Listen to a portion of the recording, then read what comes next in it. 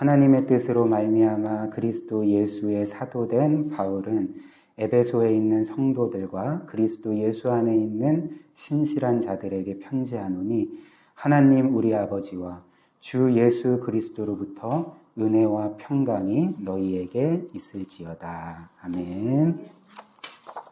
우리가 지난주부터 에베소서 말씀을 함께 살펴보고 있습니다. 그래서 오늘은 두 번째 시간인데요. 지난주에 함께 살펴본 내용은 서론격으로 본문 말씀을 본격적으로 살펴보진 않고 이 에베소서의 배경이 되는 에베소라는 도시와 또 에베소 교회에 대해서 살펴보았죠. 그래서 말씀드린 것처럼 사도 바울이 에베소에서 3년 동안 말씀 사역을 했습니다. 그래서 그 결과 어떤 일이 일어났을까요? 교회가 세워지고 특별히 놀라운 부흥이 그 도시에 임했던 것이죠. 그래서 수많은 사람들이 회개하고 그리스도를 믿고 그런 놀라운 부흥이 이 말씀 사역을 통해 에베소에 임했던 것을 우리가 지난주에 살펴보았습니다. 그리고 오늘은 이제 본격적으로 에베소서의 내용을 이제 1절부터 함께 살펴보려고 하는데요. 일단 에베소서 자체를 여러분들에게 소개를 드리자면 에베소서는 바울의 서신이고요. 특별히 바울이 감옥에 있을 때 에베소 교회 성도들에게 쓴 서신입니다. 그리고 이 에베소서는 특별히 그 바울의 서신 중에 가장 심오한 신학적인 내용을 담고 있는 서신이라 할 수가 있습니다. 그래서 에베소서에서 가장 자주 등장하는 단어 중에 하나가 이 비밀이라는 단어입니다. 여러분들도 에베소서를 쭉 읽으시면 이 비밀이라는 단어가 심심치 않게 계속 등장한다는 것을 알 수 있으실 것입니다. 그래서 이 에베소서에서 가장 빈번히 나타나는 이 단어가 이제 비밀인데 어떤 비밀이냐? 이제 하나님께서 영원 전부터 계획하신 창조와 구원의 비밀, 그리고 그리스도와 또 복음에 대한 비밀, 그리고 특별히 그리스도의 그 구속을 통해 세워진 교회에 대한 하나님의 비밀이 바로 이 에베소서의 전체 내용이라 할 수가 있습니다. 그리고 이 에베소서는 바울의 또 다른 대표적인 서신인 로마서와도 비교가 되는데요. 그래서 바울의 서신 중에 이 로마서와 에베소서가 어떤 면에서 바울의 이제 가장 그 탁월한, 물론 이제 성경이긴 하지만 가장 바울의 신학이 잘 담겨져 있는 이제 서신이라 할 수가 있습니다. 그래서 로마서와 이 에베소서의 차이를 말씀을 드리면 이제 로마서는 하나님께서 그리스도를 통해서 우리 개개인의 사람들을 어떻게 구원하시는지 이제 상세하게 기록한 알려주는 서신이라면 이제 에베소서는 똑같이 하나님께서 그리스도를 통해 이 세상과, 그러니까 우주적인 차원에서 이 세상과 만물을 어떻게 새롭게 하시는지를 잘 설명해 주는 서신이라 할 수가 있습니다. 그래서 로마서와 에베소서 똑같이 그리스도와 복음에 대한 진리들을 담고 있는데 그 로마서는 개인의 차원에서 우리의 구원을 설명하고 있고 에베소서는 우주적인 차원에서 우리 개인뿐만 아니라 교회를 통해 하나님이 이 만물을 어떻게 새롭게 하시는지 또 완성해 나아가시는지를 알려주는 서신이라 할 수가 있습니다. 그래서 이제 본격적으로 에베소서의 내용을 함께 살펴보려고 하는데요. 1절 말씀 한번 보십시오.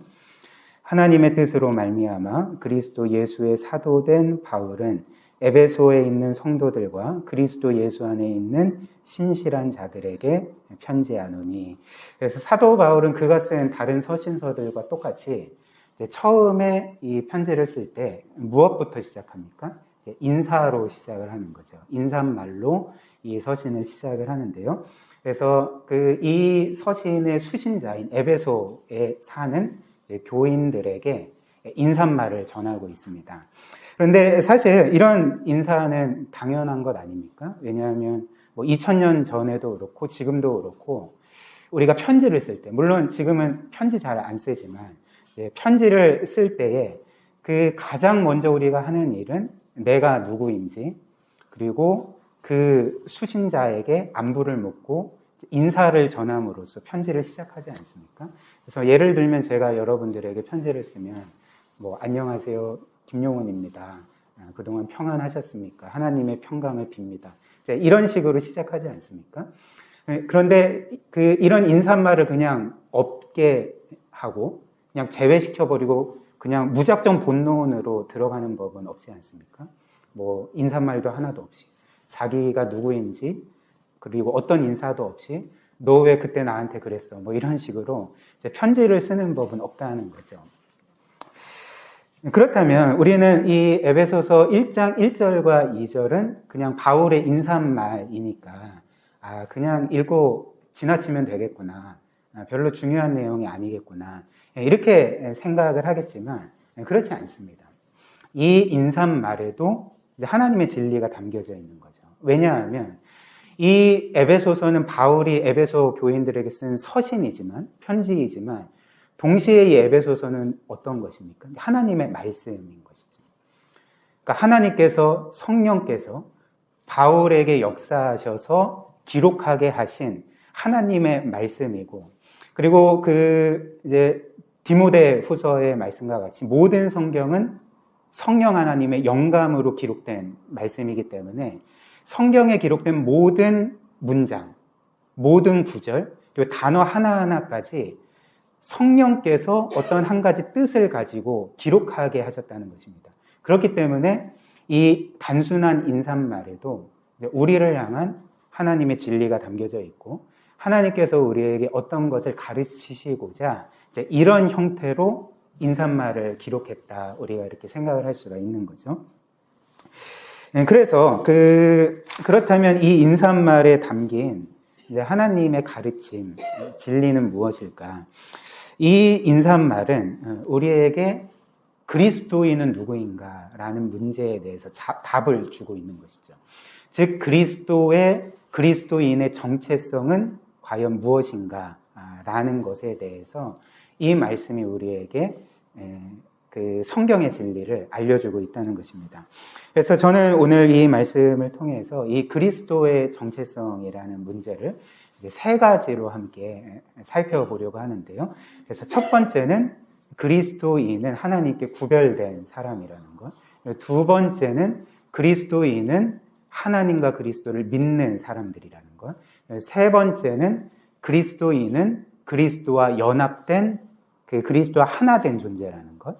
그래서 하나님께 구별된 자, 하나님과 그리스도를 믿는 자, 그리고 그리스도와 하나로 연합된 자. 이게 이제 그리스도인의 정체성입니다. 이를 한 가지씩 살펴보도록 하겠습니다. 첫 번째로 그리스도인은 하나님께 구별된 사람입니다. 그래서 바울은 우리가 방금 읽은 1절의 인사말에서 이 에베소에 사는 교인들을 어떻게 부르냐면 한번 다시 보십시오. 에베소에 있는 성도들 이렇게 부르는 거죠. 에베소에 있는 성도들 이렇게 부르고 있습니다.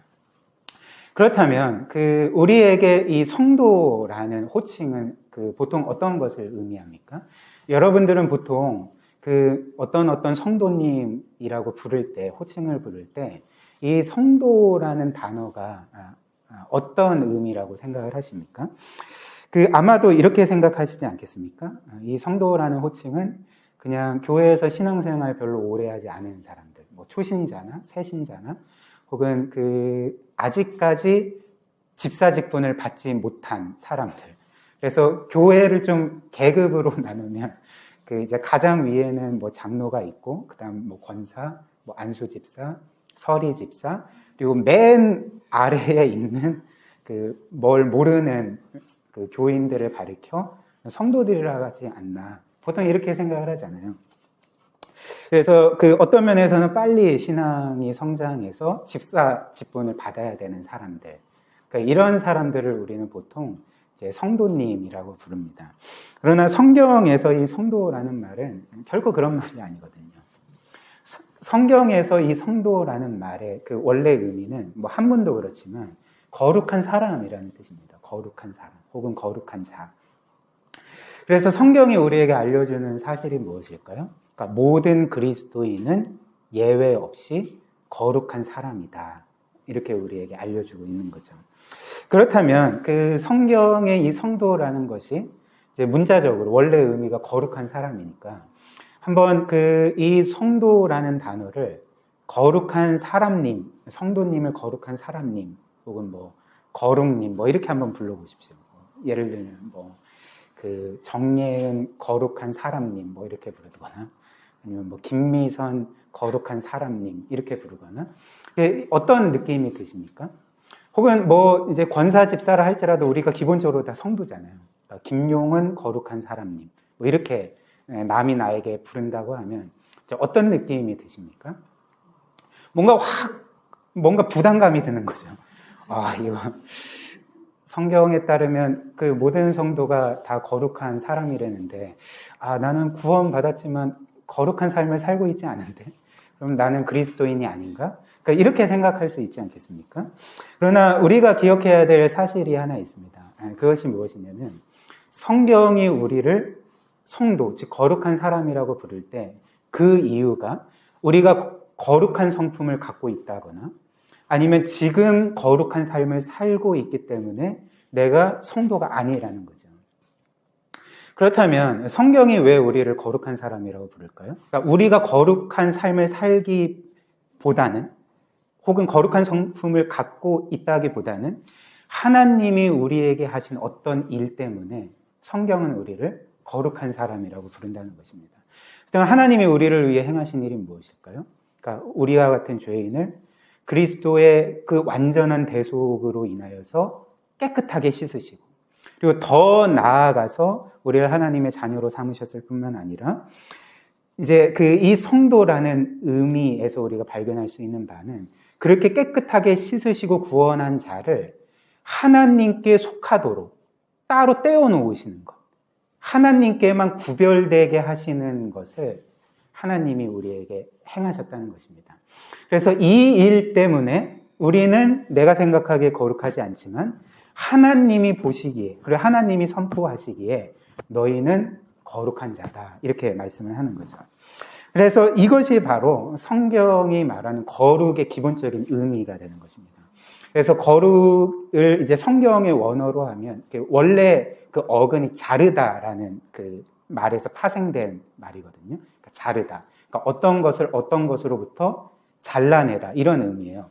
그래서 이 기본적인 의미는 뭐냐면 이제 어떤 것을 어떤 대상에게만 속하도록 구별하는 것, 이게 이제 거룩이거든요. 그래서 예를 들면 구약 성경을 보면 그 성전이 있고 하나님께 제사를 드리기 위해서 구별된 집기들이 있지 않습니까? 그 집기들을 뭐라고 부릅니까? 성물이라고 부르는 거죠. 그러니까 거룩한 물건들이라고 부르지 않겠습니까? 그래서 이 성전 집기들, 거룩한 물건들은 이제 원래는 단순한 물건들인데, 그러나 하나님을 위해서 하나님께 제사를 드리고 하나님을 예배할 용도로서 구별했기 때문에, 그러니까 하나님을 위해서만 사용되도록 그렇게 존재하도록 구별했기 때문에 그 물건들이 그냥 단순한 물건이 아니라 성물이 되는 거죠.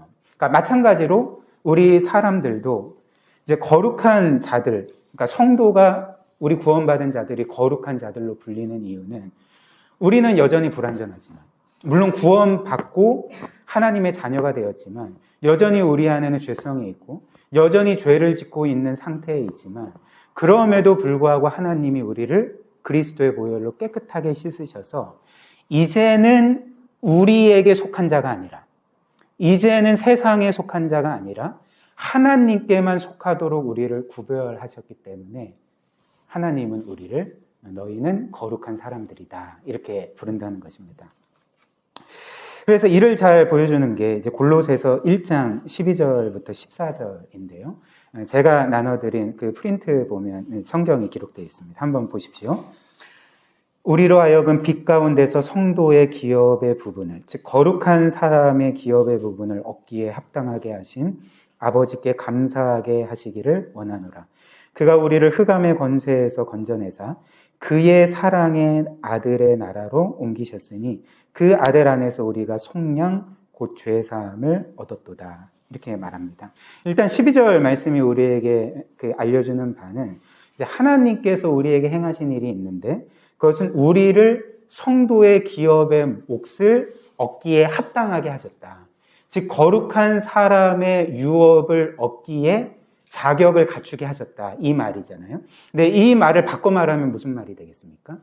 그러니까 우리는 원래 성도의 기업의 몫을 얻기에 합당하지 않은데, 자격이 없는데, 죄인일 뿐이어서 거룩한 사람들이 될 수가 없는데 하나님이 우리로 하여금 그런 자격을 갖추게 만드셨다는 거죠.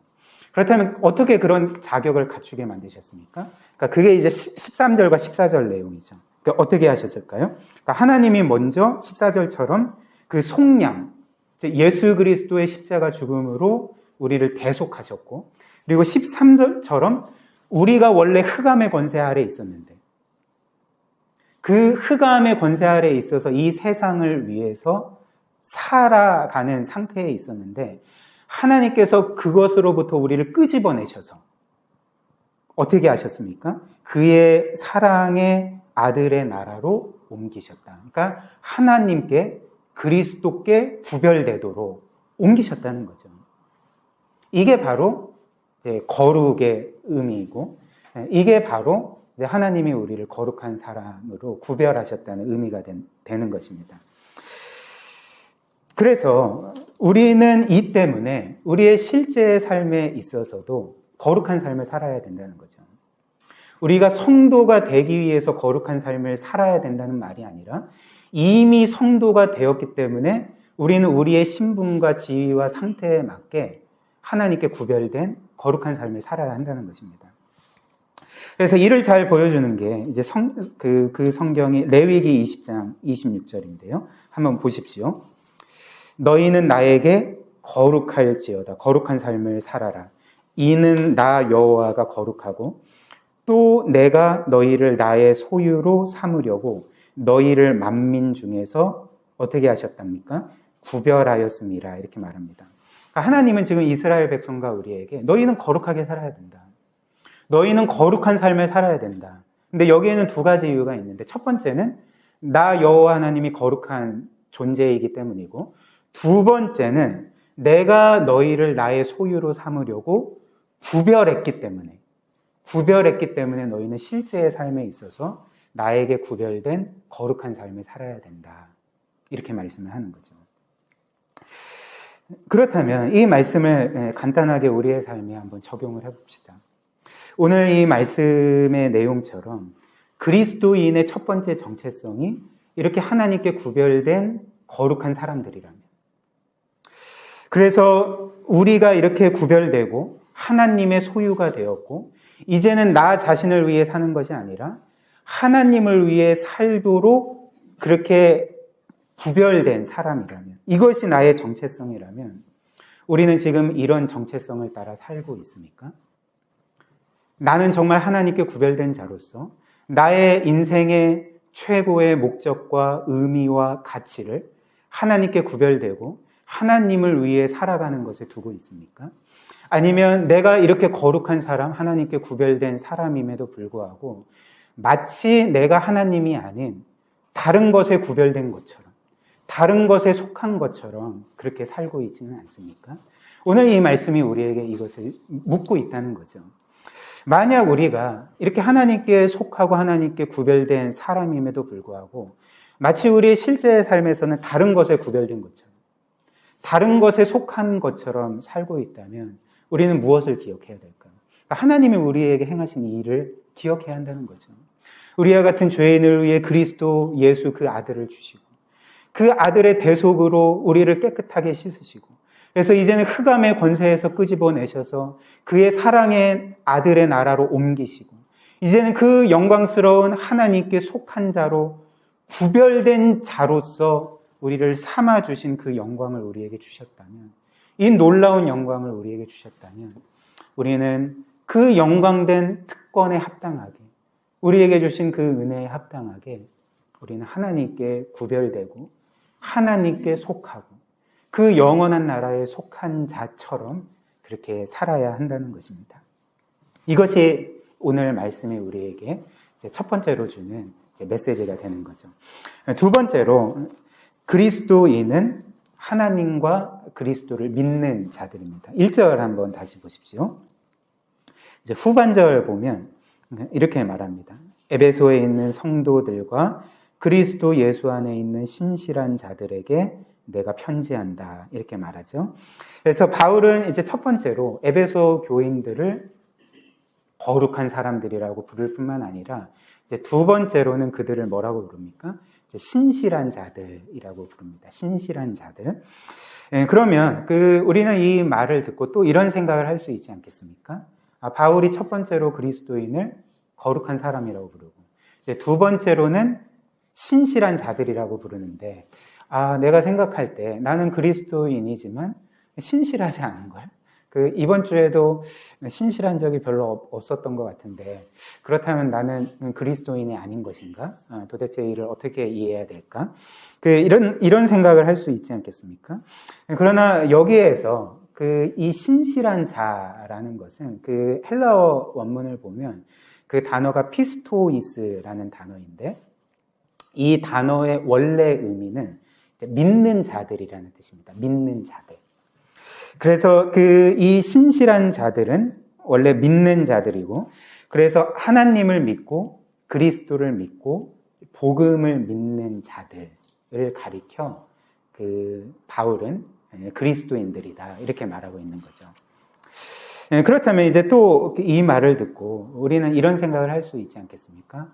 그리스도인들이 믿는 자들이라면, 그리스도인의 정체성이 믿는 사람들이라면, 내가 그리스도인이 된 것은 내가 잘 믿었기 때문에 그런 거구나. 내가 계속 믿기 때문에 내가 그리스도인이 되었고, 그렇게 살고 있는 거구나. 그런 생각을 할 수 있지 않겠습니까? 그러나 성경이 말해주는 바는 결코 그렇지 않다는 거죠. 우리가 그리스도인인 것은 우리의 믿음 때문이 아닙니다. 우리가 믿기 때문이 아니라 우리가 그리스도인인 것은, 우리가 구원받은 것은 우리의 믿음이 아닌 우리의 믿음의 대상이신 하나님과 그리스도 때문인 것이죠. 그래서 만약에 어떤 한 사람이 내가 그리스도인이고 내가 구원받은 것은 내가 믿기 때문이야. 나는 나의 믿음으로 구원받았어 라고 이렇게 생각하고 말한다면 사실 그는 믿음에 대해서 크게 잘못 생각하고 있는 것이고, 그리고 그가 진짜로 믿지 않을 가능성이 크다는 것이죠. 그가 갖고 있는 믿음이 진짜 믿음이 아닐 가능성이 크다는 것입니다. 왜 그럴까요? 말씀드린 것처럼 성경에 따르면 내가 믿는다고 할 때 이 믿음의 강조점은 나의 믿음의 크기나 혹은 나의 믿음의 능력이나 나의 믿음의 확신에 있는 것이 아니라 내가 믿고 있는 대상이신 하나님과 그리스도에게 있기 때문에 그런 것이죠. 그래서 나는 나의 믿음 때문에 구원받은 것이 아니라 내가 믿고 있는 하나님과 그리스도, 그리고 그리스도께서 우리를 위해 이루신 모든 일 때문에 나는 구원받은 것이 된다는 것입니다. 이를 쉽게 예를 들어서 설명을 해드리겠습니다. 만약에 여기서 설교하고 있는 제가 어떤 큰 병에 걸렸다고 해봅시다. 그래서 이제 수술을 받아야 하는 상황에 이르렀고, 그래서 어찌됐든 제가 살아가기 위해서 이 나라에서 그 분야에서 가장 수술을 잘하는 의사에게 찾아가서 이제 수술을 받게 되었다고 생각을 해봅시다. 그래서 스케줄을 다 정한 거예요. 그런데 이제 수술 날짜가 다가오면서 제 마음이 어떨까요? 계속 이제 불안한 거죠. 불안하고 뭔가 두렵고 무섭고, 그래서 지금 수술 날짜가 다가오고 이제는 수술을 받아야 되는데 정말 이 수술을 받으면 날 수 있을까? 혹은 수술을 받다가 뭔가 잘못되는 거 아니야? 혹은 죽는 거 아니야? 혹은 수술을 받는다 할지라도 그 부작용 때문에 더 큰 어려움을 겪는 것 아니야? 자신이 없다. 이제라도 내가 이 수술을 취소해야 되는 것 아닌가? 뭐 이런 별 생각이 다 들지 않겠습니까? 근데 이런 불안한 마음을 알고 이제 그 의사가 나한테 이렇게 말하는 거죠. 선생님, 제가 이 분야에서 최고의 능력을 가진 의사고 지금까지 수많은 사람들을 이 수술로 살린 경험이 있습니다. 그리고 저한테 수술을 받은 환자 중에 그 누구도 위험에 빠진 적이 없고 부작용을 겪은 것도 없고 지금 다 건강하게 잘 살고 있습니다. 그러니까 이제 저만 믿으세요. 이렇게 말을 했다고 합시다. 그래서 저는 이제 그 의사를 믿고 이제 수술을 받고 결국에는 그 의사의 훌륭한 의술 때문에 이제 살아나게 된 거죠. 그래서 건강이 회복되게 된 거죠. 그래서 이렇게 회복되고 나서 이제 그 의사를 만났을 때, 그 의사 선생님, 의사 양반, 내가 좀 생각을 해보니까 내가 이렇게 나은 것은 당신의 훌륭한 의술 때문이 아니라 내가 당신을 잘 믿었기 때문인 것 같습니다. 그렇기 때문에 이 모든 것의 공로는 당신에게 있는 게 아니라 나한테 있어. 이렇게 얘기를 하면 그 의사는 굉장히 황당해 하겠죠. 그리고 사실 누가 이런 말을 할 수 있겠습니까? 그러니까 마땅히 제가 해야 될 말은 무엇일까요? 당신 때문에 내가 살았습니다. 당신의 그 훌륭한 의술 때문에 내가 죽음의 위기에서 건진받고 이렇게 건강하게 회복될 수가 있었습니다. 저는 당신의 의술을 믿고 의지했을 뿐이고 저를 살린 모든 일에 있어서 당신이 찬양을 받아야 됩니다. 그러니까 이런 식으로 너무나도 감사해하면서 그 의사를 이렇게 칭찬하고 찬양하지 않겠습니까? 이게 바로 성경이 우리에게 알려주는 믿음의 본질이라는 거죠. 그래서 계속 이제 반복해서 말씀을 드리지만 이 믿음은 구원에 있어서 나를 신뢰하는 게 아닙니다. 나의 믿음을 신뢰하지 않고 혹은 나의 믿음의 크기나 능력과 확신을 신뢰하지 않고 나를 위해서, 나를 사랑하사 나를 위해서 그 모든 구원을 이루신 우리 하나님과 그리스도를 전적으로 신뢰하고 의존하는 것. 그로 말미암아 구원을 얻는 것이 이제 성경이 말하는 구원 얻는 믿음이라는 것입니다. 그러나 불행하게도 저는 그렇지 않았거든요. 제가 20대 때 회심하기 전까지 늘 교회에 다니고 예배를 드리고 신앙생활하고 말씀을 들었지만 그 당시 저의 늘 풀리지 않는 문제는 이런 것이었거든요. 내가 저 어른들이 말하는 구원을 얻기 위해서 어느 정도의 믿음이 필요할까? 나는 도대체 어느 정도까지 믿어야지 구원을 받을 수가 있을까? 그러니까 늘 이런 의구심이 있었던 것입니다. 그래서 나는 언제 이 믿음의 완전함에 이를 수 있을까? 정말 의심 하나 없는 완전한 믿음에 이르러야지만 내가 구원을 받을 텐데 나는 지금도 믿음이 부족해. 나는 지금도 구원을 얻을 수가 없어. 그러니까 늘 이런 불안감과 두려움에 사로잡혀 살았던 거죠. 그런데 결코 그렇지 않습니다. 우리는 우리의 믿음의 능력으로, 믿음의 크기로, 믿음의 어떤 확실함으로, 우리의 믿음의 소위 구원의 확신으로 구원받는 게 전혀 아니라는 거죠. 우리의 능력으로 구원받는 게 아니라 하나님의 능력으로. 예수 그리스도께서 우리를 위해 이루신 모든 구원의 일 때문에 우리는 단지 그 모든 것들을 신뢰하고 의지함으로써 이 모든 구원이 우리에게 선물로 은혜로 주어진다는 거죠.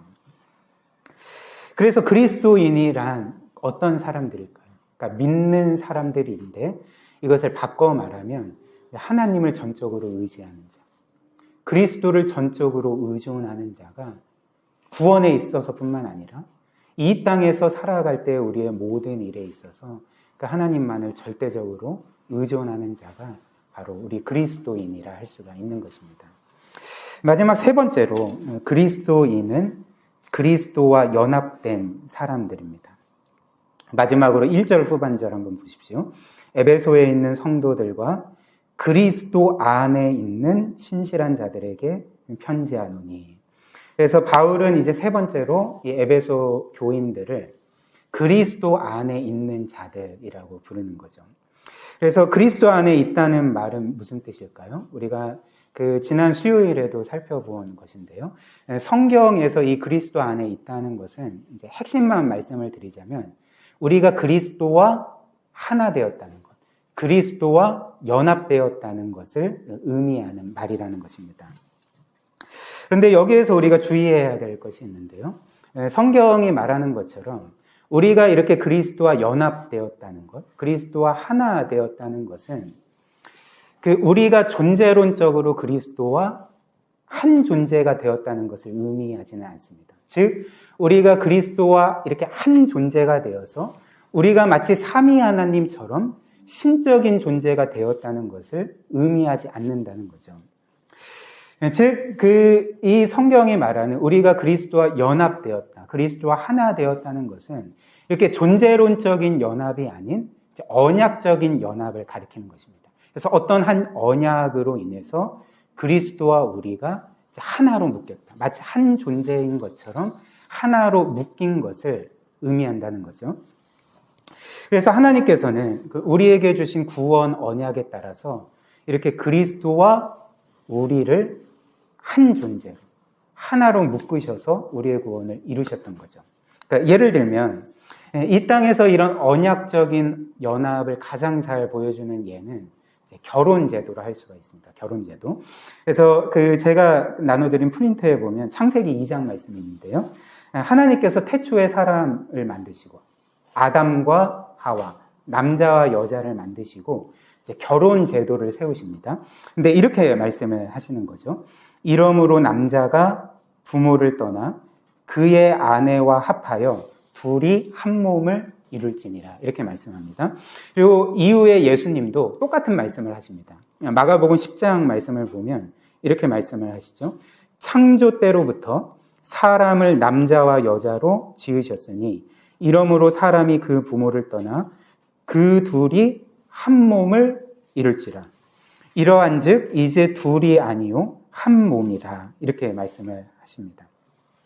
자, 하나님께서 세우신 결혼 제도란 무엇입니까? 그러니까 남자와 여자가 각각의 부모를 떠나서 만나서 그 결혼 언약 안에서 한 몸을 이루는 것, 하나가 되는 것을 성경은 이제 결혼이라고 말하는 것입니다. 그렇다면 그 성경이 남자와 여자가 결혼 언약 안에서 한 몸이 된다고 하는데, 이건 도대체 무슨 말일까? 각기 다른 남자와 여자가 합체한다는 건가? 그래서 머리가 둘, 그리고 팔다리 각각 4개씩 해가지고 이런 사람이 된다는 것인가? 그러니까 이런 말이 아니잖아요. 여러분들 중에 결혼한 분도 계시고 아직 미혼인 분도 계시지만, 그러니까 결혼이라는 게 무엇입니까? 그러니까 각기 다른 남녀가 하나로 만나서 특별히 결혼 언약 안에서 하나로 묶이는 거죠. 자, 가족이라는 한 공동체로 묶이게 되어서, 그래서 결혼 언약을 통해서 하나로 묶이는 즉시 어떤 일이 일어날까요? 그러니까 남자가 가진 모든 것이 여자의 것이 되고 여자가 가진 모든 것이 남자의 것이 되는 거죠. 그래서 예를 들면 이제 남편이 사업에서 성공을 하면 그 성공은 남편의 것만이 되는 것이 아니라 여자의 것이 되고, 여자의 성공은 여자의 것만이 아니라 남편의 성공이 되게 되지 않겠습니까? 그러니까 이렇게 하나로 묶이는 것, 언약 안에서 한 공동체, 마치 한 존재처럼 묶이는 것이 바로 이 언약적 연합인데, 성경이 말하는 그리스도와 우리가 하나가 되었다, 연합되었다라는 말이 이 언약적 연합을 보여준다는 것입니다. 그래서 삼위 하나님께서는 영원 전부터 우리를 향한 구원의 계획을 세우시고 언약을 주시는 것이죠. 그 언약의 내용이 무엇일까요? 그러니까 하나님이 그리스도와 죄인인 우리를 이렇게 구원 언약 가운데 하나로 묶으시고, 그래서 그리스도께서 행하시고 이루시는 모든 일이 마치 우리의 것이 되고, 그리고 우리의 죄와 불순종과 불의와 우리가 받아야 될 모든 형벌과 심판은 그리스도의 것이 되어서 우리를 구원하신다는 것이 바로 하나님의 이 구원 언약이라는 것입니다. 하나님께서 이런 언약적 연합 하에 그리스도와 우리를 하나로 묶으셔서 이루신 구원이 지금 현재 우리가 받고 누리는 구원이라는 거죠. 그래서 이를 16세기의 유럽의 종교개혁자인 마르틴 루터는 이렇게 표현을 했습니다. 우리의 죄와 불의는 그리스도의 것이 되고 그리스도의 완전한 의로움과 구원은 우리의 것이 되었습니다. 이렇게 표현을 했던 거죠. 그리고 현대 신학자인 존 스토트는 또 이렇게 표현을 했습니다. 그리스도께서는 우리가 받아야 될 대우를 받고 죽으셨고, 우리는 그 그리스도께서 받으셔야 될 대우를 받아 구원받고 그분의 영광에 참여하게 되었습니다. 이렇게 이 진리를 표현했던 것입니다. 그래서 이런 이유로 에베소서 5장은 우리가 에베소서를 이제 쭉 살펴보면서 마지막에 살펴볼 말씀인데요. 에베소서 5장에 따르면 그리스도와 우리의 관계를 이제 어떤 비유로 설명을 하냐면 남편과 아내의 관계로 설명을 한다는 겁니다. 즉 에베소서 5장 31절과 32절 한번 보시면 이렇게 말하는 거죠. 그러므로 사람이 부모를 떠나 그의 아내와 합하여 그 둘이 한 육체가 될지니. 이건 아까 우리가 창세기 2장에서 그리고 마가복음 10장의 예수님의 말씀에서 본 말씀이지 않습니까? 그러니까 뭘 말하는 걸까요? 그러니까 결혼을 말하는 거죠. 그리고 이어서 32절에 이렇게 말합니다. 이 비밀이 크도다. 나는 그리스도와 교회에 대하여 말하노라. 이렇게 말하는 거죠. 그러니까 사도 바울은 지금 에베소서 5장에서 남편은 아내 사랑하기를 그리스도께서 교회를 위해서 자신을 주신같이 사랑하고 아내는 그리스도가 교회의 머리인 것처럼 남편에게 복종하라. 자, 이런 식으로 결혼관계에 대해서 쭉 설명하다가 갑자기 벅차오르는 감격 가운데 이렇게 32절에 선언과 찬양을 하는 거죠. 이 비밀이 크도다. 나는 그리스도와 교회에 대해서 말하고 있는 거다. 그러니까 결혼에 대해서 말하다가 이 비밀이 남자와 여자의 것이 아니라 원래는 그리스도와 교회의 관계를 보여주는 거다. 무슨 말일까요? 그러니까 하나님이 태초에 세우신 그 결혼 제도가 원래 보여주고자 했던 것이 그리스도와 교회의 관계라는 거죠. 즉 그리스도와 교회는 그 결혼의 언약적 관계와 같이 그 구원 언약 하에 하나 된 그리스도와 우리가 마치 결혼해서 그리스도가 우리의 신랑이 되시고 교회인 우리가 신부가 되어서 그리스도가 가지신 모든 소유, 그리스도께서 가지신 모든 영원한 영광이 우리의 것이 되었다. 너희의 것이 되었다라고 선언해주는 말씀이라 할 수가 있는 거죠. 사랑하는 우리 귀한 여러분. 이 말씀이 너무나도 놀랍지 않습니까? 우리와 같은 죄인이 그 영광의 하나님이신 그리스도와 하나가 되었다는 것.